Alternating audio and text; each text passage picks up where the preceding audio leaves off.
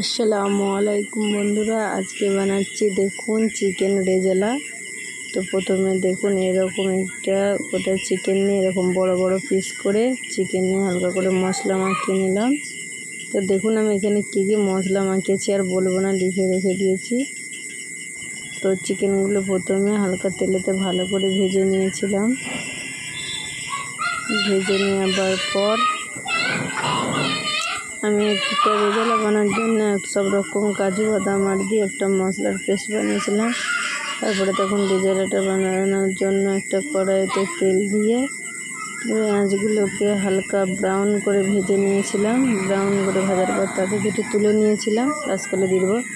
তারপরে আদা রসুন বাটা, জিরে বাটা সব রকম দিয়ে তেলটা ভালো করে কষাতে লবণ, জিরা, হলুদ, ধনে গুঁড়ো সব রকম মশলা দিয়ে কাজু বাদাম, চালমগজ, পোস্ত বাটাটা একটা পেস্ট যেটা বানিয়ে রেখেছিলাম সেটা দিয়ে ভালো করে কষিয়ে নেব। কষিয়ে নেবার পর একটু টমেটো সস দিয়ে দিলাম।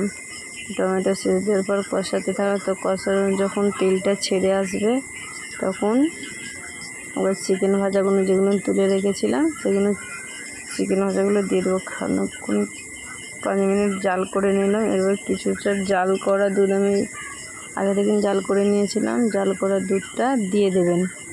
দিয়ে দেওয়ার পর এই যে ফুটে এলে দেখলাম ভালো করে জাল করার কিছুক্ষণ পর ভালো করে ফুটে আসবে। এবার হালকা চিরা, কাঁচা লঙ্কা ও একটু সামান্য চিনি দিয়ে দিবেন স্বাদ মতো। তো তারপর আপনার রেডি হয়ে গেল, ব্যাস ঝোল কমে গেলে রেডি হয়ে গেল।